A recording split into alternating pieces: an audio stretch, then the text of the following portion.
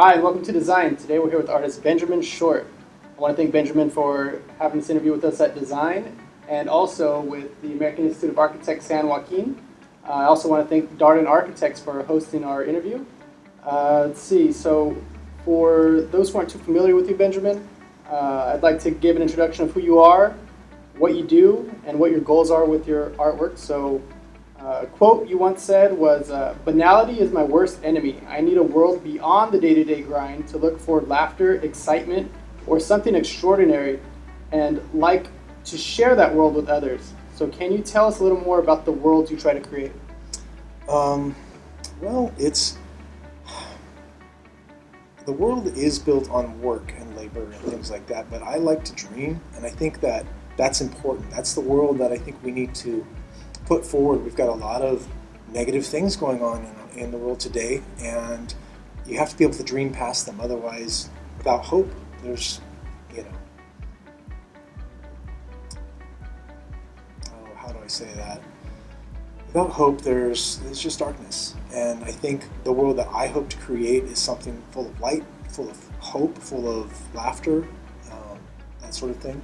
Things that make people go beyond themselves in their everyday struggles. That's great. That's great. So let's take a look at your past projects, maybe, and maybe start to talk a little bit about them. So can you tell us what this first project was and sort of how it came to be and what materials you used on it? Sure, absolutely.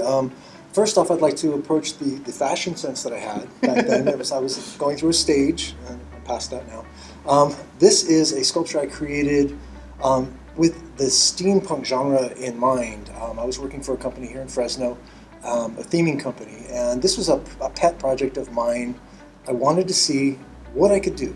I was just learning materials at the time, things that they use. Foam. This is ESB foam coated in hard plastic, and then with additions on top of that, found objects, things like that. And I thought the idea of a wonky robot on one wheel, like a unicycle, would be hilarious. It would be fun to see. I imagine this in bronze someday in a fountain somewhere. Something fun like that. That was that piece. So was this for a specific client at all, or was this just something you did on your own? This is just to make a statement in Fresno, to say, hey, here I am, look what I can do. I wanted to be larger than life. Everybody sculpts within 1 to 2 feet, and it's hard to get somebody's attention sometimes. So I decided I was going to really go for it with this piece. Originally, there was going to be mechanical work in the middle of a squirrel on a bicycle, like he was powering the thing. So I thought that would be kind of fun too. Yeah. So this one's probably one of my favorites. I have been going to LA for classes, sculpture classes, and a lot of the film industry artists teach classes on the side to make a living, make ends meet. And I took a class with Don Lanning, and he's worked on movies like Hellboy and Scooby-Doo and various films like that throughout the years. But this piece, I was exploring, actually a lot of the work that I do is exploration of materials these days. This piece was an exploration of latex, found object, and a technique they call hair punching, and they use it for special effects in the industry. And I wanted to see how alive I could make something, and so that's what I was doing there, just pursuing that piece. How'd you get the wet look? I'm sorry, how do you get the wet look there on the nose? That is actually a 2-part epoxy thinned with acetone to make snot or sweat or wet eyes. The eyes are also wet. That's again a film industry technique that they use. So yeah. That piece. What was your found object? Do you actually know what it was? All the background. This is there's a plastic board on the back, and then all of this. This is a tongue depressor or a popsicle stick that is from a fan from some object. I can't remember what object it was. And then we have circuit boards and different things like that. That's a door handle piece on the corner up there, and what have you. So it's a variety of things. So do you always tend to sort of try to merge two ideas into one. Like this one, I could see sort of the mechanical mixed with sort of like an organic figure. That does happen a lot. I really haven't paid attention to it, but it does seem to happen a lot more than I'm aware of. No, this is a great one. I very much like the idea of life and technology coming together. I think that's a really fun idea. So that's the direction we're going anyway, so might as well do something interesting with it. This is a bronze piece that I did at Fresno State. I took a workshop, I guess you'd call it, and this is the piece I produced. Again, steampunk. This is a character, Xavier Avante. He's a airship captain. I usually start with a story. In any piece of art that I do, I have to have a story foundation, a personality to build off of. And I was exploring steampunk during that time, and that idea just popped into my head one day. And I thought, you know what, let's do something with this. He was originally going to be a lamp, but I didn't get that far. I haven't really explored electrical work. I'm more of an artist than I am a technician, so, but that was one of my pieces. You said this one was cast in bronze? It is in bronze. Did they have a way to melt the bronze there at Fresno State? Yeah, they have a foundry, a full foundry. Not for large pieces like the first piece you saw. We wouldn't necessarily be able to do that there, but anything smaller than that is possible. Yeah, so this one had a backstory as a pilot. The previous one had a story as well then. I mean, you just wanted something to look alive. Exactly. Just an alien creature kind of concept, something that could be thrown into any movie. Very passionate about films. It's our literature of the day. It's the literature of our age, and it's how we convey ideas. And sometimes they're good ideas, sometimes they're bad ideas, sometimes they're neutral ideas. And I lean towards the positive as much as possible. So you mentioned Fresno State, and then sort of some techniques in LA. So where did you grow up, and how did your early childhood maybe affect sort of the work you do today? I mean, were there any experiences or people you ran into growing up that really influenced the way you do work? Yeah, absolutely. My father was very much a nature guy. He would have been a woodsman back in the day, if he could have. We spent a lot of time up in the forest, so I very much fell in love with nature in that sense. And my grandmother was very religious, very strong in her religious beliefs, so that gave me the spiritual side of my art. And I had free reign. I lived on Herndon and Blackstone back when there were fig orchards and fields and farms and whatnot kind of in that area. Not tons, but a few. So I had a lot of free time to run and explore my imagination and what have you. So that had a huge impact. That's great. Okay, so we talked a little bit about the techniques. What is sort of the most prevalent technique you're using these days as far as creating your art? And I guess what scales are you using right now? Like, are you doing more small scale projects or large scale projects? Currently, I am doing small scale projects. It's really hard to store monstrosities like the first one, first piece. So I'm working small and refining my ability, my technique, and what have you. I'm doing a lot of casting in plastics and rubbers and things like that, masks, figurines, they call them maquettes in the film industry, and that sort of thing. I really am going to be working on a larger project coming up for Bullard High School here in Fresno. It is their mascot. It's a knight charging on a stallion with a lance and shield, and that's going to be 10 foot by 20 foot long, 10 foot high by 20 foot long.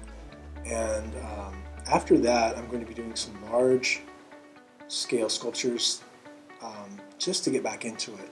I really love working big. I like the idea of somebody maybe walking around the corner and seeing a face the size of a bus on the side of a building. That's very exciting to me, that size of work. Do you have a studio here in Fresno? I work out of my garage. I'm transforming it into my studio. I used to have a studio at Broadway Studios that's run by Reza Semi, and I decided that I need to work at home. I need to have things familiar around me, and that really helps to percolate some really fun ideas. And I get a lot of inspiration that way. Awesome. So you've also said, I strive to tell a little story about the human experiences with each piece I make and attempt to ignite the imagination of onlookers with what is possible if they dare to dream just a bit. So we've talked a little bit about the style of creating art and what inspires that. Maybe you can tell us a little bit about what inspires the content. I know you'd said stories, but sort of what else inspires the actual content that's inside of the work? Is it you reading books and coming up with these stories, or just life experiences and then seeing something out there and then needing to create art from that experience? I'm inspired by anything and everything, really. Nature, human action, people around me that I love and care about, things that they do and say. I really like the idea of, I don't know, making reality playful a little bit. I keep coming back to that idea. Human nature, natural things, natural forms. Not really a architect as much as I am an artist in the organic sense. There are some artists that are very architectural in their work. For me, it has to have some element of living and breathing to it. That's inspiring. So do you have sort of an idea of what you're going to make beforehand, or is it sort of like as you begin to create, it sort of turns into something? There are, you name it. These things, Yeah, all these both. things have happened. I've woken up in the middle of the night, made a note, and went to the workbench with one little idea. It has to be shaped like a pear. And then I go from there, and it becomes a character. It becomes a creature, and it becomes, the story evolves. Sometimes I see something that I want to say. I'm currently working on a story about a character who's a little too helpful, and he becomes a menace to his community, but then they find out they need him. And that's kind of like me and other artists. I feel like we're kind of those kinds of people. We might be annoying at times, but eventually I find that society will need us for one reason or another. So. No, that's very interesting. I think the value of having imagination is sort of overlooked. I think the ability to be technical and to work out a problem, I guess, like technically, is sort of valued now. I mean, especially you think of like app developers or something like that, whatever it is, like but I think the people who are able to imagine and actually dream up projects are sort of the most undervalued and the most needed to be valued people. I think that's the most necessary for a culture. I would agree in that we need to be able to solve problems. We can't always go to somebody else, because eventually everybody's going to be looking at each other and nobody's going to know anything, or nobody's going to have that way of thinking, that creative, living way of thinking. Or they're all going to be like at NASA hanging out or something like that, you know. We need to live creatively, think creatively, and work those muscles on an individual level as well as a social level, because otherwise we're going to become victims of our own technology. You know, the people who know how to use it have power, have the control, have the ability to solve problems, and we're all going to be walking around going, what do we do now? Yeah, you know, yeah, so. Exactly. People with a vision are necessary. I think that's awesome. So, I mean, that sort of segues into another question then of what do you think the state of art is in the San Joaquin Valley? I think it's growing. This is a question that I've been mulling around in my head for a long time. When I was younger, there was no art scene. It was, what could you do on your T-shirt, you know, for school, you know, or, you know, what could you do on the side of a building when nobody was looking? But now in Fresno and throughout the valley, I think we're growing. It's burgeoning. It's coming to life. We have artists working with technicians, artists working with architects, in my experience, in my current situation. But there's still room to grow. I feel like we're almost there. The artists have almost come back from, you know, from near extinction. I feel like people are appreciating it more. People are driven to create studios. The downtown area, when I was a kid, it was dangerous. You didn't want to go down there. There was nothing but danger. Now you go down there and there's lofts and galleries and studios. Like I said, Reza has created several such studios where artists can come together and becomes a think tank for art, in the creative process. It's inspiration in a pot, basically. But there's still some growth for us as artists. We need to be sought more. So to make a living, to become an entity in our culture, again, we really need to be sought on a broader level. would you say that's sort of the main obstacle facing artists right now is that people aren't seeking artists? I think so. They're not. The need for art hasn't been won back, hasn't been seen socially. That's important.